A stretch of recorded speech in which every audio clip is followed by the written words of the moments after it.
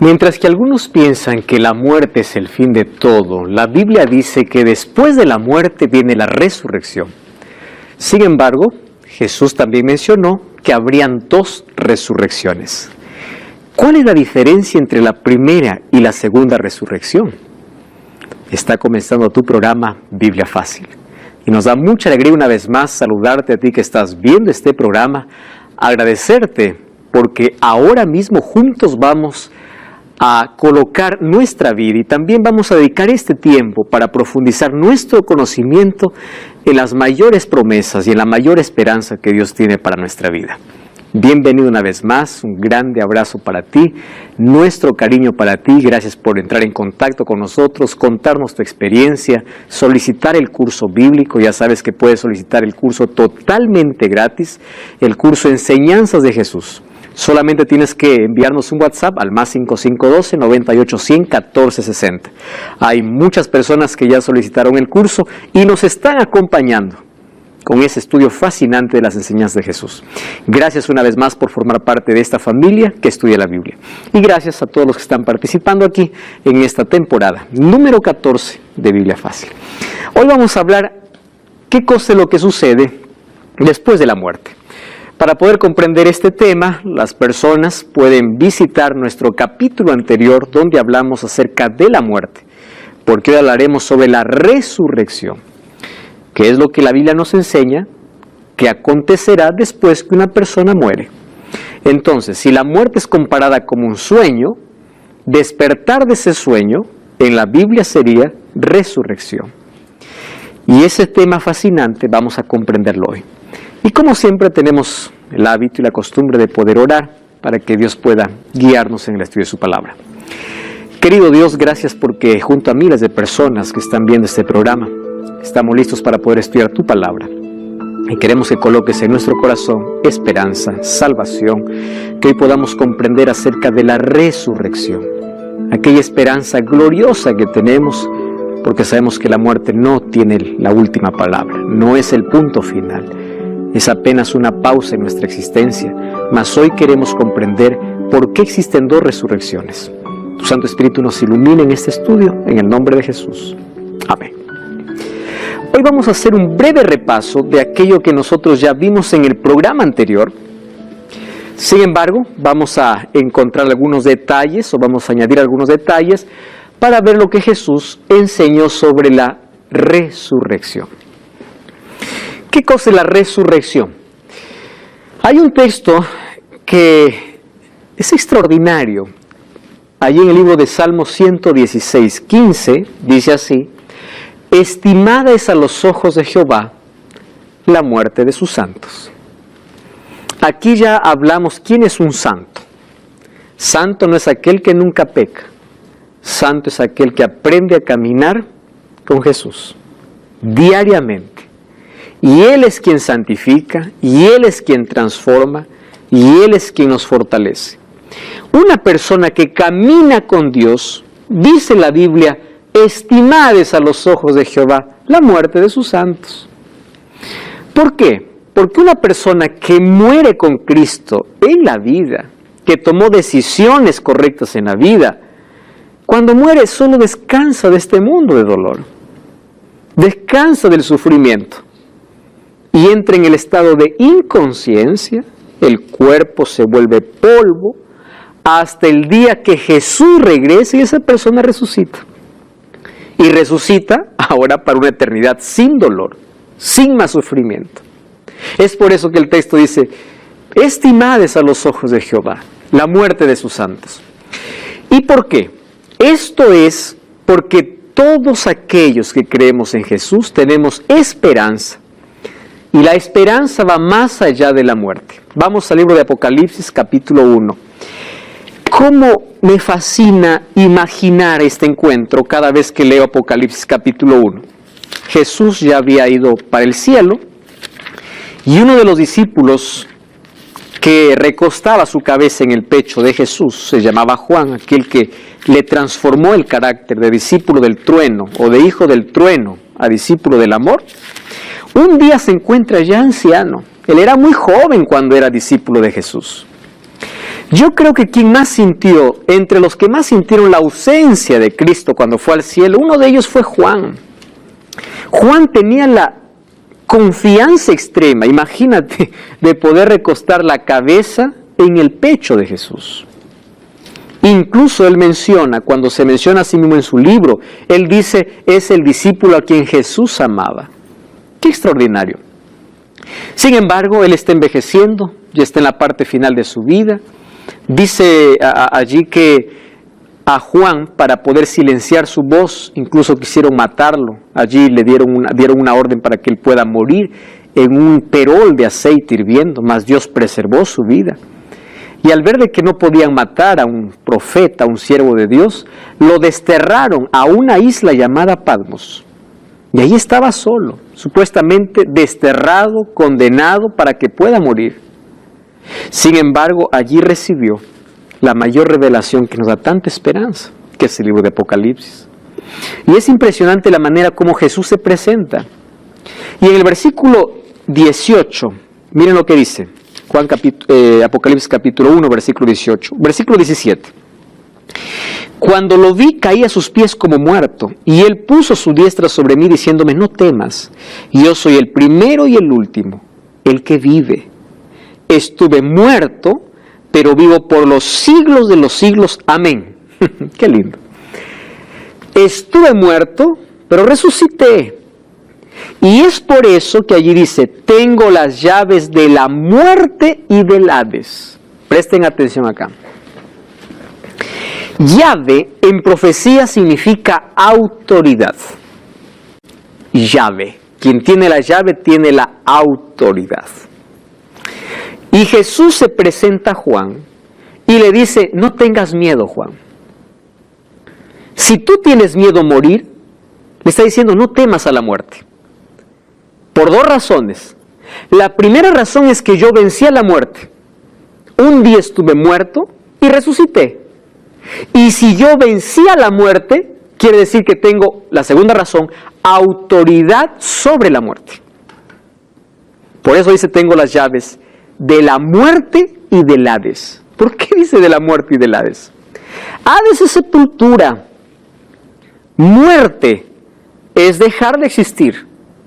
Y Jesús dice, yo estuve muerto y viví, por eso tengo la autoridad, vencí la muerte. Y el apóstol Pablo, en 1 Corintios 15, 14, miren la declaración tan fuerte que hace. 1 Corintios, capítulo 15, versículo 14. Es impresionante. Ahí el texto dice, si Cristo no resucitó de los muertos, entonces en vano es nuestra predicación y vana es nuestra fe. ¡Wow! El Evangelio no tendría sentido si Cristo no hubiese resucitado. Ustedes saben que hubieron varios fundadores de otras religiones que están en sus tumbas, pero la tumba de Cristo está vacía. Y Pablo dice, la razón de nuestra fe y nuestra predicación es que Cristo resucitó. Porque al resucitar quiere decir que Él tiene poder por sobre la muerte, que llega a ser la paga del pecado y nuestro peor enemigo. Si Él venció a nuestro peor enemigo, entonces en Él tenemos fe. Y por eso nuestra predicación está basada en esa esperanza. Por eso es que Satanás quiso impedir que Jesús resucite. Mandó una legión de soldados para impedir que Jesús resucite, pero en la hora adecuada descendió un ángel poderoso del cielo, removió la piedra y Cristo salió. Cristo resucitó. Al vencer a la muerte, Satanás sabía que había perdido para siempre la batalla. Ahora, miren qué interesante. En la Biblia, nosotros encontramos pocas resurrecciones. En el Antiguo Testamento encontramos la resurrección, uno con el milagro que hizo Elías, otro con un milagro que hizo Eliseo. Y hay una tercera resurrección que es impresionante. Dice que cuando estaba el pueblo en guerra, llevaban a sepultar a alguien, y resulta que cuando estaban llegando a la sepultura, venía el pueblo enemigo, y al muerto, como estaba muerto, lo tiraron, y ellos escaparon por su vida. Solo que ese muerto, ese cuerpo inerte, al llegar allí a ese lugar donde le iban a enterrar, chocó, dice, con hueso de Eliseo y resucitó. Es un asunto impresionante. Está en el libro de Segunda de Reyes, capítulo 13, versículo 21. Resucitó. Es la tercera vez que se habla de una resurrección en el Antiguo Testamento. Y en el Nuevo Testamento encontramos 6 resurrecciones. Encontramos que Jesús resucita al hijo de la viuda de Naín. Encontramos que Jesús resucita a Lázaro. Encontramos que Jesús resucita a la hija de Jairo. Encontramos que Jesús resucita a un grupo de personas cuando Él resucita para llevarlos como primicia. Encontramos al apóstol Pablo resucitando a un muchacho que se cayó de una ventana llamado Eutico. Encontramos a Pedro resucitando a una mujer llamada Tabita. Todos los registros de resurrecciones, ¿correcto?, que encontramos allí en la Biblia. Ahora, es interesante que la resurrección entonces es una realidad y Jesús habló sobre la resurrección. Solo que, hablando del estado de todos los que murieron, estas ocasiones de las cuales mencioné son situaciones específicas donde hubo milagros y hubo resurrección. Pero hablando de la condición de todos, de la situación de todos los que murieron, Jesús habló de 2 tipos de resurrecciones. Juan 5:28 dice: no os maravilléis, vendrá la hora cuando todos los que están en los sepulcros. En el capítulo anterior dijimos, una persona que muere está en el sepulcro. No está en el purgatorio, no está en el infierno, no está... Y de paso, la palabra infierno significa sepultura en la Biblia, ¿correcto? No está en el paraíso. Dice, los que están en los sepulcros oirán su voz. Los que hicieron lo bueno saldrán a resurrección de vida, los que hicieron lo malo, resurrección de condenación. Cristo pagó el precio de nuestra redención y su victoria sobre la muerte asegura nuestra victoria. Por eso hasta podemos cantar y decir, si Él vive hoy, yo puedo creer en un futuro, en el mañana, ¿verdad? ¿Cuándo ocurrirá la primera resurrección y quiénes resucitarán? Solo vamos a recordar algunas cosas aquí. Por ejemplo, 1 Tesalonicenses 4:16 dice, el mismo Señor con voz de mando, con voz de arcángel y con trompeta de Dios, descenderá del cielo y los muertos en Cristo resucitarán primero. Este texto nosotros leímos ya en algunos programas anteriores que se refiere a la segunda venida de Jesús. Cuando Jesús venga entonces con todos sus ángeles, dice que habrá un sonido de trompeta y voz de mando. Y con trompeta de Dios, los muertos en Jesús resucitarán. ¿Qué significa morir en Cristo? Aquel que entregó su vida a Jesús y su vida descansa en las manos de Cristo. Él tendrá parte entonces en la primera resurrección. La primera resurrección entonces corresponde ¿a quién? A los que son salvos. Ellos resucitan en la primera resurrección que ocurre cuando Cristo regresa. Maribel. ¿Todas las personas que murieron van a resucitar en Cristo o solamente ellos nomás o todas las personas van a resucitar? Muy bien. Estamos hablando de 2 resurrecciones. En la primera resurrección resucitan aquellos que murieron en Cristo. Y ahora vamos a ver qué sucede con las personas que murieron sin Cristo. Ellos van a formar parte de una segunda resurrección. En esta primera resurrección quiere decir que resucitan aquellos que son salvos. ¿Correcto? Ellos participan de esta primera resurrección. Miren, y esta es nuestra razón de existir en la vida. ¿De qué sirve, por ejemplo, tener tantos logros en la vida si finalmente nos vamos a perder? Yo creo en lo siguiente. Nuestra vida debe ser tan simple y sencilla, así. Nuestra mayor preocupación o nuestro mayor logro en la vida es tener a Cristo en la vida. Todo lo demás viene solamente para poder caminar en la vida con sencillez, con alegría, sin preocuparnos por tanta pomposidad. Y esto no quiere decir que dejemos de soñar, dejemos de proyectos, no, porque los sueños, los proyectos son parte de la vida, nos motivan a seguir. Lo que quiero decir es que nuestro interés en las cosas de aquí nunca deben estar por encima de las cosas de Dios. ¿Por qué? Imagínate, estás en el mejor momento y mueres. Te desvelaste, hiciste tanto, te desgastaste, moriste. Morir sin Cristo sí es tragedia, porque no formas parte de la resurrección. Entonces, ¿qué ganaste? Nada, perdiste todo. Absolutamente todo. Ahora, nosotros podemos alcanzar tantos logros en la vida con Cristo y aún así ganar la vida eterna. Por eso, debemos estar preparados para morir porque la muerte no avisa, pero para morir en Cristo. Esa debe ser siempre nuestra consigna. Wilfrido. Sí, quería nomás que me aclares si morir en Cristo significa morir, o sea, caminando con Cristo, o de repente alguien me hace decir, ¿verdad?, aceptar a Cristo y no camino con Cristo. Gracias. Wilfrido, morir en Cristo es morir aceptando a Jesús en la vida y caminando con Él. Porque mira, puede ser que yo haya aceptado a Cristo hace 2 años atrás, lo acepté un momento, pero no caminé con Él. Tuve una vida desordenada, estuve en vicios, estuve lejos de Dios. Morí, pero morí sin Cristo. No morí en Cristo. Morir en Cristo es aceptarlo como mi Salvador y caminar con Él.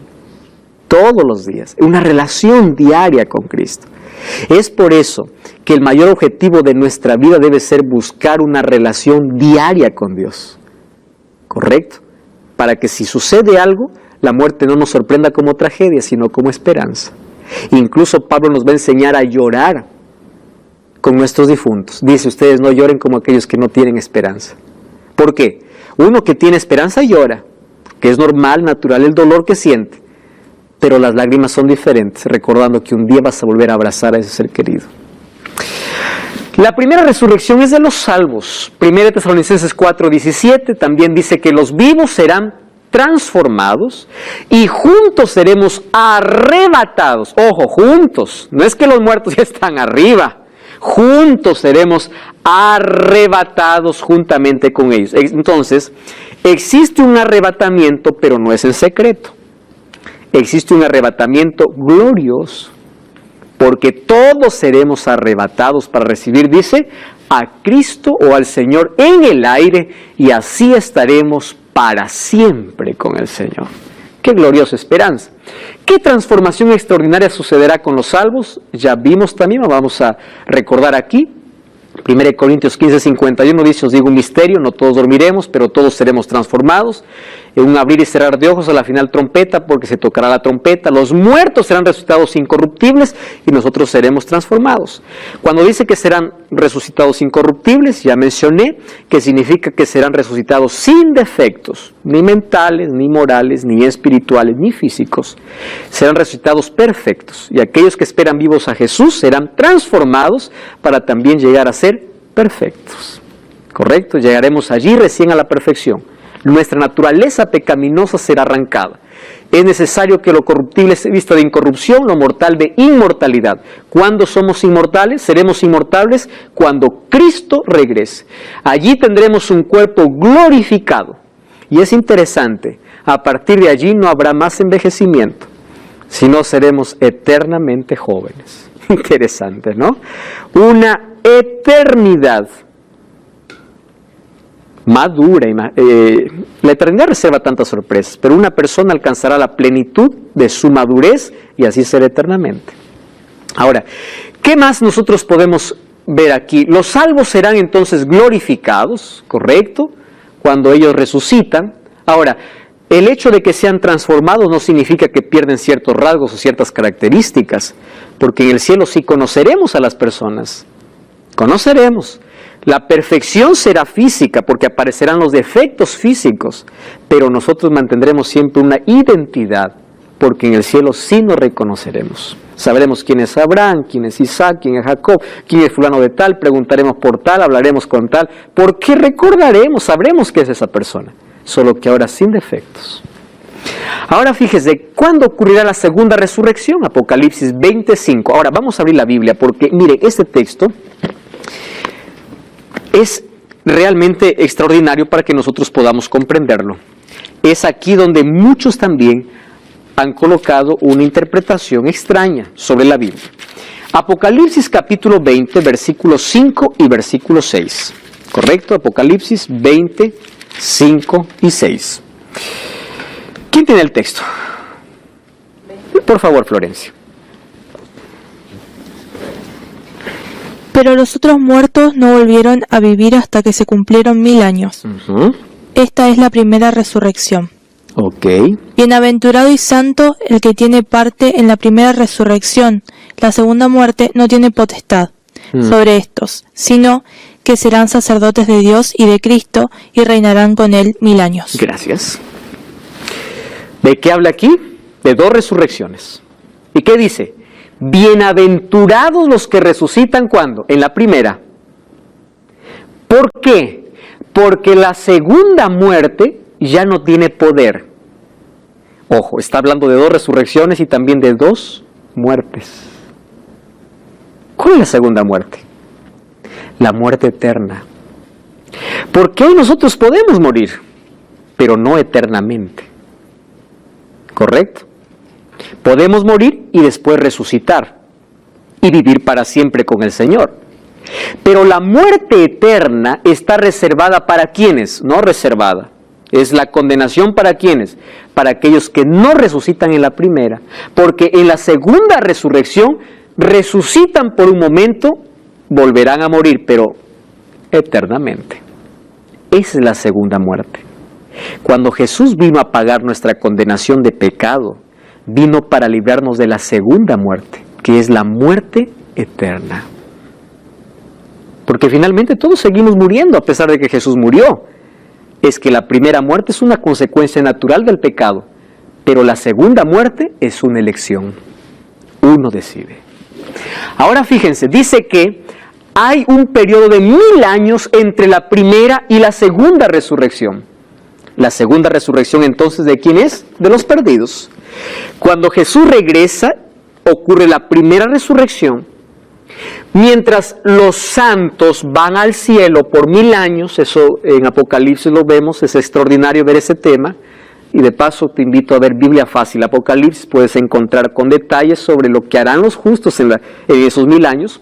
Y después de los 1000 años, dice Apocalipsis 21, que desciende la santa ciudad y ocurre una segunda resurrección. Solo que esta segunda resurrección es de aquellos que están perdidos, de aquellos que no resucitaron cuando Jesús vino, por segunda vez. ¿Y para qué entonces resucitan? Recuerden que en la Biblia hay un texto que dice, toda rodilla se doblará delante de Dios. Ellos mismos reconocerán las oportunidades que perdieron y dirán, Señor, justo eres, nosotros merecemos el castigo. Y allí vendrá entonces el castigo para ellos, que es la muerte eterna. ¿Correcto? Vamos a ver con más detalles. ¿Qué sucederá con los impíos que resucitaron? ¡Wow! Nuevamente, vamos a Apocalipsis capítulo 20. Cada vez esto se pone más intrigante e interesante. Miren, Apocalipsis capítulo 20, versículo 7 al versículo 10. Apocalipsis 20, 7 al 10. Claudia, ¿tienes el texto? Toma el micrófono, por favor.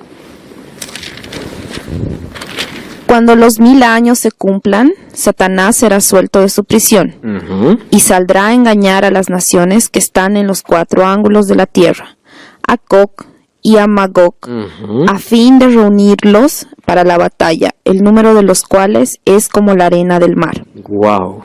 Sigue, versículo 9. Y subieron sobre la anchura de la tierra, y rodearon el campamento de los santos, y la ciudad amada, y de Dios descendió fuego del cielo y los consumió. Y el diablo que los engañaba fue lanzado en el lago de fuego y azufre, donde estaban la bestia y el falso profeta, y serán atormentados día y noche por los siglos de los siglos. Amigos, hoy sí nos colocamos en un texto que para muchos puede ser tan complicado. Vamos por lo más sencillo, de ahí vamos a lo más difícil, ¿está bien? ¿Qué es lo más sencillo de aquí de entender? Que después de los 1000 años, ¿quién es suelto? El diablo. ¿Significa que el diablo está encadenado? Recordemos que Apocalipsis es un libro simbólico, por ser profético. Y dice que, si encadenado significa que él no tiene poder para engañar. ¿Por qué? Porque aquellos que estaban vivos cuando Jesús vino y eran los impíos, murieron. Y los muertos impíos no resucitaron. Entonces, como el diablo no tiene a quien engañar, está prisionero. No tiene a quien engañar. ¿Correcto? Número 2, será suelto de prisión. ¿Por qué será suelto de prisión? Porque ahora tiene gente a quien engañar. Porque después de los 1000 años ocurre una segunda resurrección. Y en esta segunda resurrección, dice así, versículo 7, ¿verdad? Saldrá para engañar a las naciones en los 4 ángulos de la tierra, Gog y Magog. ¿Qué significa Gog y Magog? Gog y Magog es un término simbólico, así como Babilonia es símbolo de confusión espiritual en el libro de Apocalipsis. Gog y Magog eran ciudades enemigas del pueblo de Dios en el Antiguo Testamento. Pero aquí Gog y Magog representa a los enemigos de Dios, o a los enemigos del pueblo de Dios. ¿Correcto? ¿En qué sentido? Representa a todos los perdidos, que se levantan a hacer guerra ¿contra quién? Contra aquella ciudad que está descendiendo. Y dice que Satanás los reúne para la batalla. ¡Wow! ¿Qué batalla? Esta batalla es la última mentira que Satanás presenta para todos los perdidos. Y dice, nosotros somos más. Vamos a pelear y vamos a vencer a aquellos que son unos pocos. No son como nosotros. Y cuando se reúnen, dice, subieron por la anchura de la tierra, rodearon el campamento de los santos, que era la ciudad amada, y allí descendió fuego y los consumió. Ahora, fíjense un detalle. Dice que el número de ellos era como la arena del mar. Millones de personas que representan a los perdidos. Wilfrido. Sí. 2 preguntas. La primera es, ¿Satanás sabe que está perdido? Sabe. Y si él sabe que está perdido, bueno, ¿cuál sería el objetivo de su última mentira si total van a morir Exacto. igual? Exacto. Es el último manotazo de perdido que da. Uno, él sabe que está perdido y él hizo todo para llevar a millones de personas para que puedan aceptar el mismo destino que él tiene. Eso está claro, para él también. Ahora, ¿cuál es el objetivo de poder una vez más engañar? Hacer, por lo menos, crear una falsa esperanza a aquellos que le aceptaron. Porque imagínate, la multitud, ¿a quién está viendo? Ahora a él. Entonces, ¿y ahora? ¿Estamos perdidos? No, dice tranquilo. Su última mentira es una ilusión, como hoy. Todas sus mentiras son ilusiones falsas. ¿Para qué? Vamos a conquistar, pero él sabe que ahora llegó su hora. Esta solamente es una falsa ilusión para todos los perdidos, para decirle que realmente no están perdidos. Pero finalmente viene el castigo para ellos. No cambies el canal. Vamos a una breve pausa, ya regresamos. Esto es Biblia Fácil.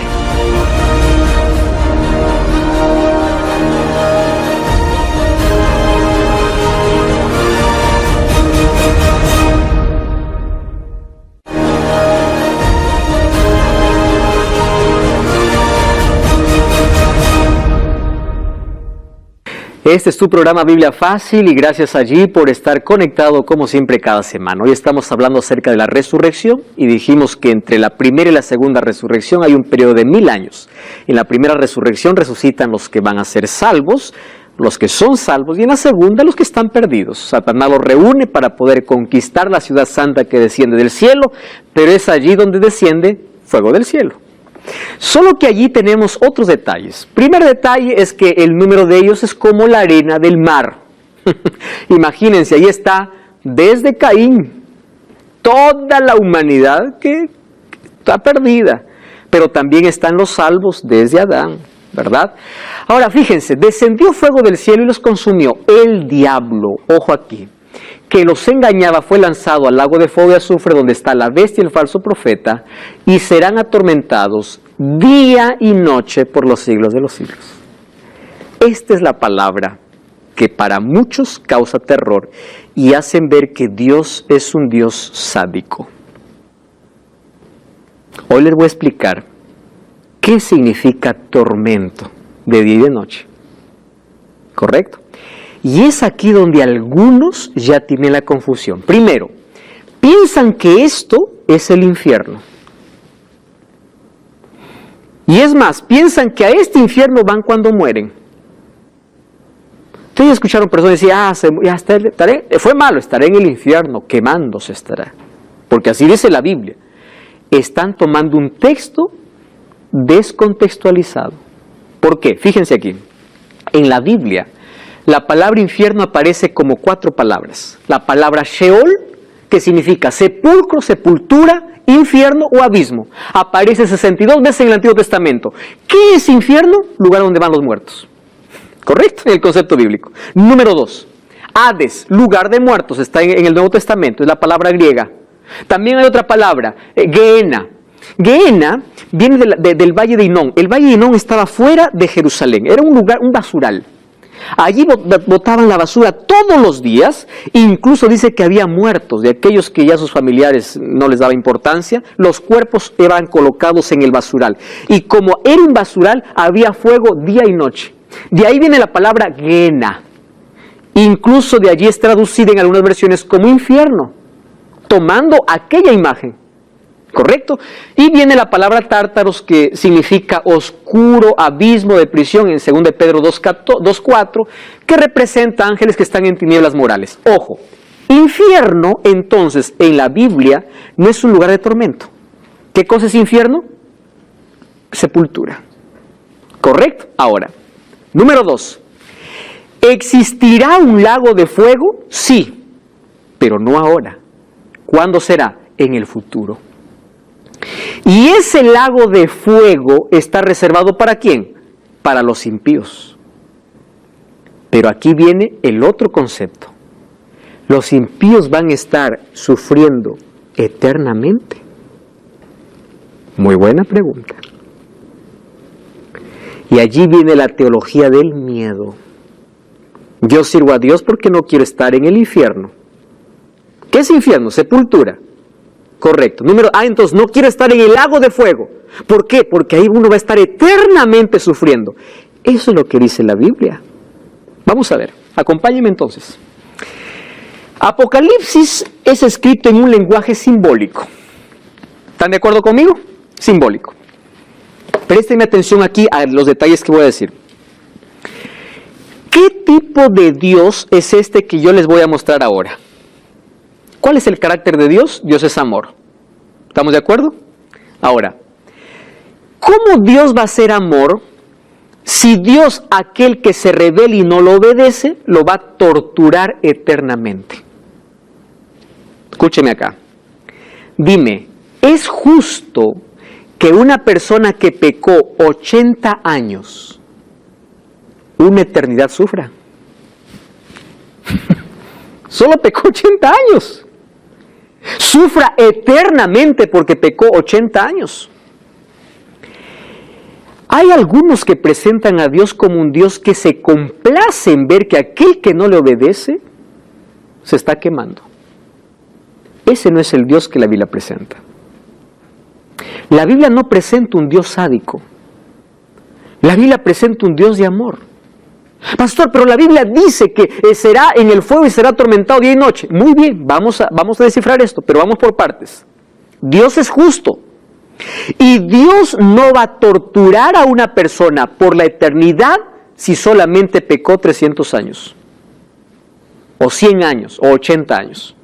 ¿Correcto? Número 1. Número 2. La palabra eterno, una vez más tenemos que ir al idioma original. En el hebreo es olam. Y en el griego es ainos. No se olviden de estas dos palabras.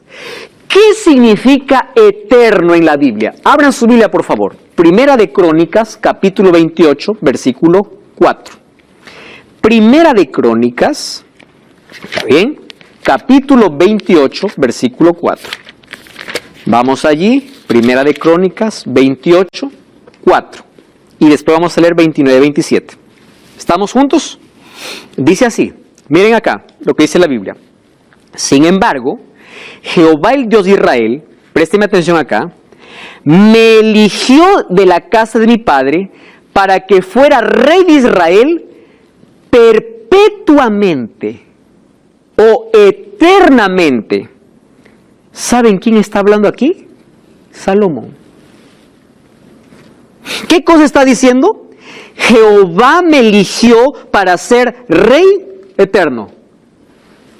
¿Qué palabra se usa aquí? Olam. ¿Qué significa Olam? Eterno. Ahora yo les pregunto, ¿Salomón hasta ahora sigue gobernando? ¿Pero por qué dice que es eterno? Aquí presten atención.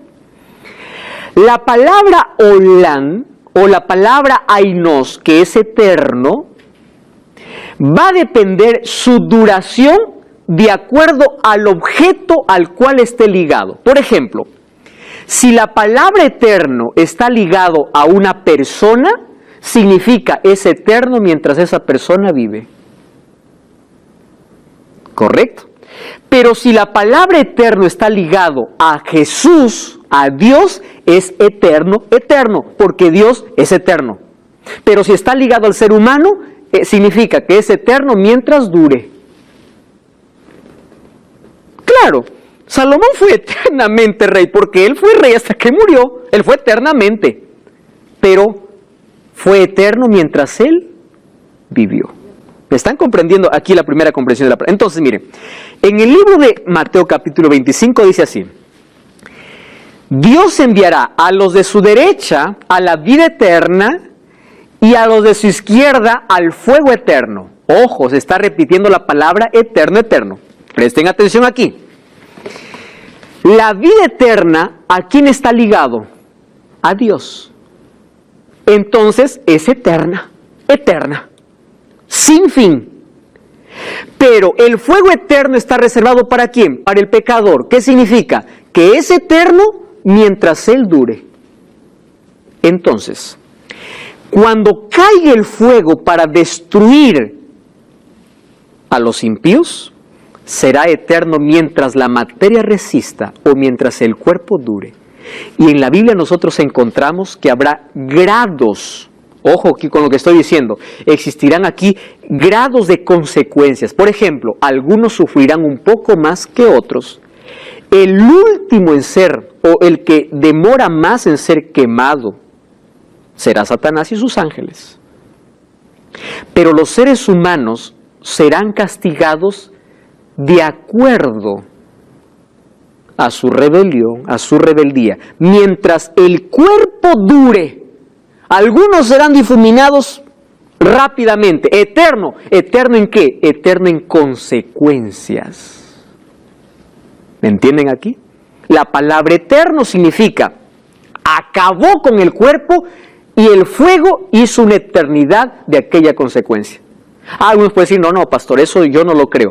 Vamos a otro texto. ¿Puede ser? Vamos a Judas. Judas está un libro antes de la Biblia. No es el Judas Iscariote, por si acaso, es otro Judas. Un libro antes de Apocalipsis, perdón, les dije creo de la Biblia. Antes de Apocalipsis está Judas. Capítulo 1, versículo 7.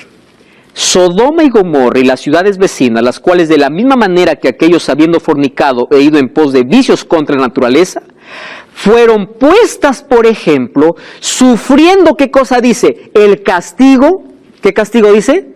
Eterno. Ahora les hago una pregunta. Sodoma y Gomorra hasta ahora sigue ardiendo. ¿Pero por qué dice eterno? Eterno mientras duró la materia. ¿Comprenden qué cosa es eterno? Entonces, ¿existe fuego para los impíos? Sí. De esa manera será destruida y la tierra será purificada con fuego. Lago de fuego existe, pero no un tormento eterno, por otra razón. Présteme atención. Para que una persona pueda ser atormentada eternamente, tiene que vivir eternamente. ¿Están de acuerdo conmigo, sí o no? ¿Quién puede ser atormentado eternamente si está muerto? No. Para ser atormentado eternamente hay que vivir eternamente. Y la Biblia dice que los pecadores no tienen vida eterna. Los únicos que tienen vida eterna, ¿quiénes son? Los que aceptan a Cristo.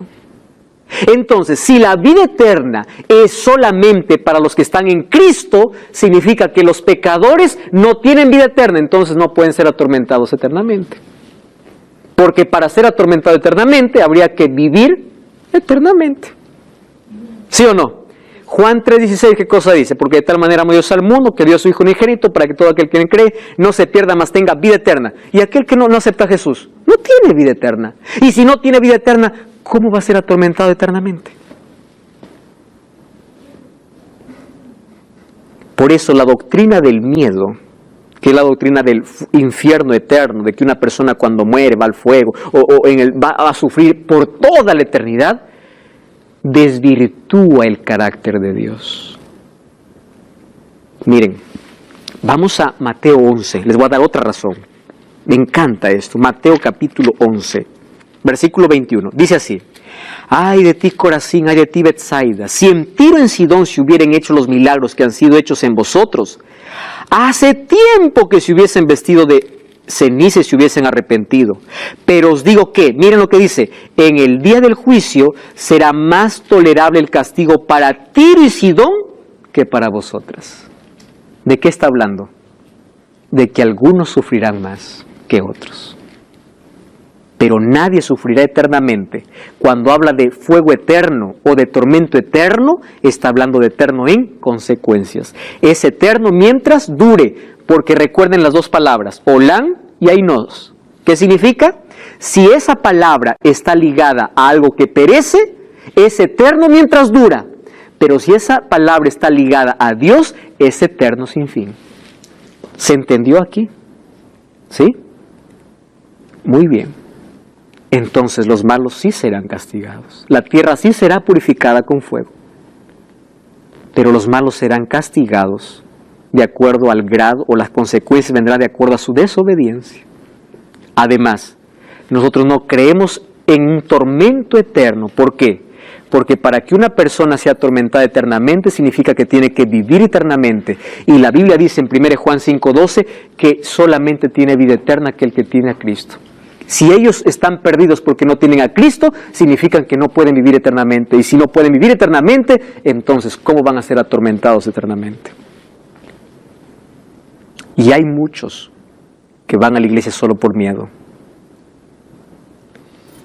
Dios quiere una entrega por amor, no por miedo. Sabemos cuál es la consecuencia final. Ahora, yo puedo mostrarles aquí otros textos. Por ejemplo, miren, vamos al libro, de Isaías, ¿correcto?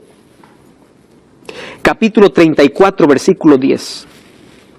Isaías, Antiguo Testamento, capítulo 34, versículo 10. Miren, otro texto, dice así: no se apagará de noche y de día, sino que por siempre subirá su humo. ¿Saben de quién está hablando?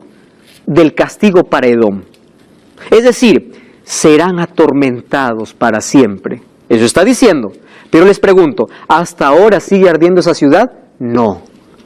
¿Eterno en qué? En consecuencias. Eterno mientras la materia duró. La Biblia es clara cuando habla sobre este aspecto. ¿Correcto? ¿Está claro para nosotros el asunto de fuego, del lago eterno, de tormento eterno, de infierno también? Muy bien. Entonces, si eso está claro, entonces podemos ahora continuar. ¿De dónde vino la doctrina del tormento eterno? No es bíblica. ¿Saben cuándo apareció? En la Edad Media. ¿Saben por qué apareció esa doctrina? Como tipo de presión psicológica para conseguir indulgencias, obediencia y apoyo para la Inquisición. ¿Recuerdan eso? Que antes se vendían indulgencias, es decir, se vendía el perdón. Y le decía, si tú no pagas una indulgencia, vas a parar en el fuego eterno y vas a estar ardiendo para siempre. Y la gente por miedo tenía que pagar una indulgencia. Queridos, ¿qué sucederá con este planeta después de la destrucción de los impíos? Apocalipsis 21 dice, vi un cielo nuevo y una tierra nueva, el primer cielo y la primera tierra pasaron, y el mar ya no existe. Yo, Juan, vi la santa ciudad, la nueva Jerusalén, descender del cielo, dispuesta como una esposa ataviada para su marido. Queridos, la tierra será transformada para siempre. El mal no se levantará por segunda vez. ¿Saben por qué no se levantará por segunda vez? Porque ya hubo un antecedente y ya se sabe cuáles fueron las consecuencias. Nunca más se levantará el mal.